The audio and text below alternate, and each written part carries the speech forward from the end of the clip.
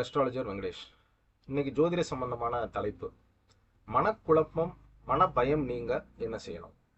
ஜாதகத்துல சந்திரன் அப்படிங்கிறது மனதை குறிக்கக்கூடியவர். சந்திரன் எந்த சூழலிலும் ஜாதகத்தில் பாதிக்கப்படக்கூடாது. சந்திரன் நீசமாயோ, சந்திரன் கிரகணப்பட்டோ, சந்திரன் அமாவாசை அமைப்பிலோ, சந்திரன் சனியோடு ரொம்ப நெருங்கிய ஒரு டிகிரி அமைப்புகளில் இருக்கும் பொழுது கண்டிப்பா அவங்களுக்கு மனக்குழப்பம், மன சஞ்சலம், மன பயம், அதாவது தெளிவான முடிவுகளை எடுக்க முடியாத சூழல்ல அவங்க இருப்பாங்க, ஜாதகர்கள் இருப்பாங்க. ஸோ இவங்களுக்கெல்லாம் பொதுவான அமைப்பு அப்படின்னு கேட்டீங்கன்னா பாத்தீங்கன்னா சந்திரனை வலுப்படுத்துவது. சந்திரனை எப்படியெல்லாம் வலுப்படுத்தலாம் அப்படின்னு கேட்டீங்கன்னா, முதல் நிலையாக சந்திரனை வலுப்படுத்தணும் அப்படின்னா பௌர்ணமி அன்றைக்கு நிலவை தரிசனம் பண்ணணும், நிலவை வழிபாடு பண்ணணும். பௌர்ணமி அன்றைக்கு நிலவுல இருந்து அந்த ஒளி வரக்கூடிய அந்த ஒளி வீச்சுக்களை நம்ம ரிசீவ் பண்ணணும். ஒரு ஓப்பன் ஸ்பேஸ்லயோ, மொட்டை மாடிலையோ, அந்த மாதிரி இடங்கள்ல இருந்து ஒரு தியானமோ ஒரு மெடிடேஷனோ பௌர்ணமி அன்றைக்கு இரவு ஒரு 9 மணிக்கு மேல நீங்க மெடிடேஷனோ தியானமோ செய்யும் பொழுதும், அதே போல அங்க நீங்க உட்காந்து ஒரு 30 நிமிடத்துல இருந்து 1 மணி நேரம் வரைக்கும் நீங்க அந்த ஒரு மெடிடேஷன் செய்யலாம். அந்த பௌர்ணமி சந்திரனுடைய அந்த ஒளி கதிர்களை நீங்க ரிசீவ் பண்ணும்போது மனம் தெளிவு பெறும், மனம் ஒரு புத்துணர்ச்சி அடையும். இது ஒண்ணு.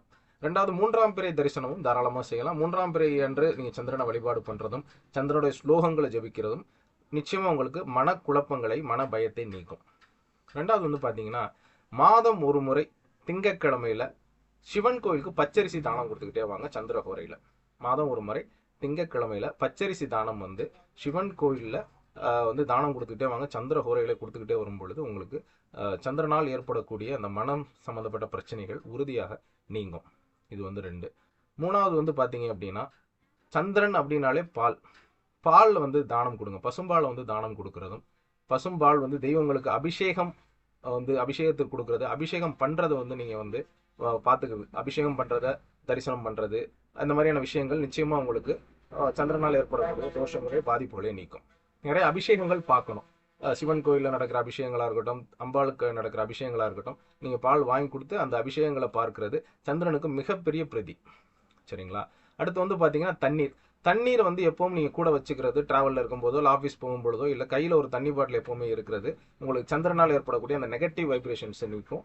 அதே போல தண்ணீர் தானம் கொடுக்கறதும், தண்ணீர் நீங்க வாங்கி கொடுக்கறதோ இல்லை தண்ணீர் தானம் பண்றதோ நிச்சயமா உங்களுக்கு சந்திரனால் ஏற்படக்கூடிய அந்த ஒரு பாசிட்டிவ் தன்மைகள் உங்களுக்கு கிடைக்கும்.